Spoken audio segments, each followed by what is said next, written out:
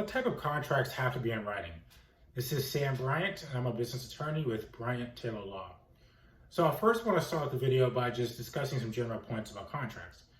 The main point about contracts is that they can be in writing or they can be oral. So as a business owner, you can make agreements with certain people and have oral agreements that are legally enforceable in court. And what I really mean by legally enforceable is that if the agreement were broken, you would have the ability to go into court and seek damages. So you don't have to have every agreement in writing. It's a best practice to have that. But the law does recognize oral contracts in some situations. Now, the purpose of this video is to discuss a couple type of contracts that cannot be oral. These contracts have to be in writing. So if you don't have these type of contracts in writing, then the legal remedies that are available are very limited if that agreement were to be violated. So there's more types of contracts than we're going to discuss. We're only going to discuss 3 in this video, but just know that there's more types of contracts that have to be in writing than what we're going to discuss. And also just understand that contract law is heavily based in state law. So every state may have a difference in nuance as to how they address these types of contracts or the rules pertaining to how these contracts are formed and enforced. But so for our purposes, just know that there's 3 types of contracts that have to be in writing. One is a contract involving real estate. So primarily we're talking about the sale of real estate, or we're talking about financing real estate, primarily with mortgages. Those type of contracts have to be in writing. The second type of contract that has to be in writing is a contract in which performance of that contract cannot be fully performed in under a year. So in other words, it's a contract that takes a year or more to actually fulfill. The most common example of these types of contracts are leases that last more than a year. So the year is the more important point here. If you have a lease that lasts 6 months, that lease technically does not have to be in writing. It should, but it doesn't have to be in order for it to be legally enforceable. But if a lease is for a year or more, then that lease has to be in writing because a lease is a contract.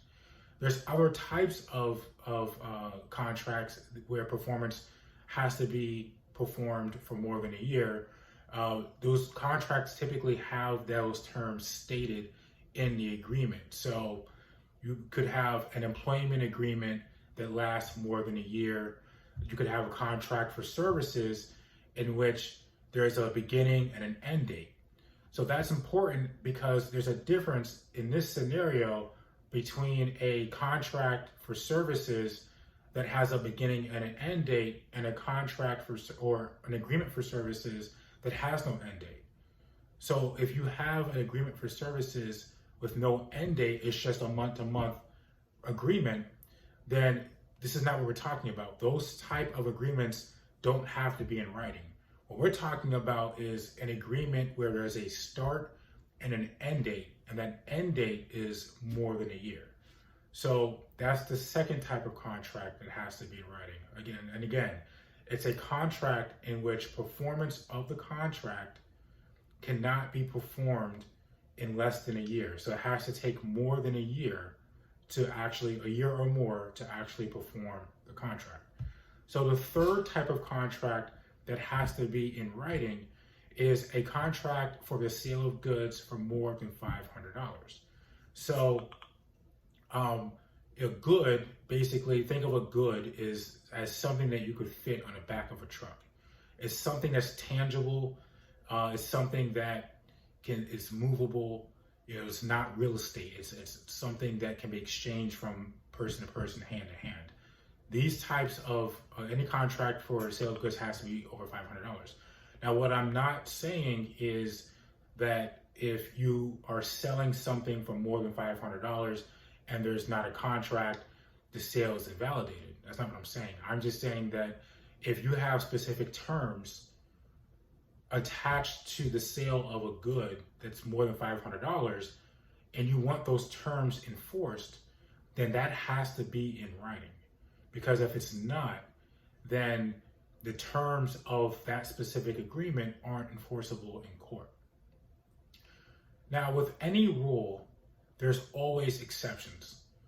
And this is no exception. There are exceptions to the rule that these contracts have to be in writing. I really don't want to get into what these exceptions are because they can get complicated, and there's exceptions to the exceptions. So I want to keep this video focused on just these 3 types of contracts that have to be in writing. And again, it's mainly because as a business owner, especially for a small business, you're likely going to be involved in one of these 3 types of contracts.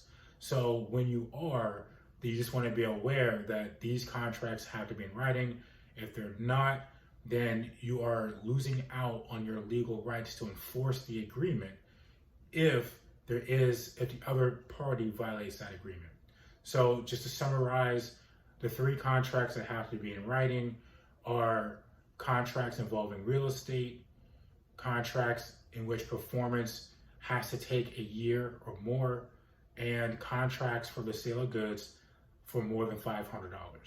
And again, there are more contracts. There's other types of contracts, especially in Florida, that have to be in writing, but we're just going to focus on those 3. And there's also exceptions to this rule, but that's a topic for another video. So I hope you found that helpful. If you did, we have plenty of other videos on the channel that can help you grow and start your business. And if you want to speak to a Florida business attorney, our contact information is in the link below.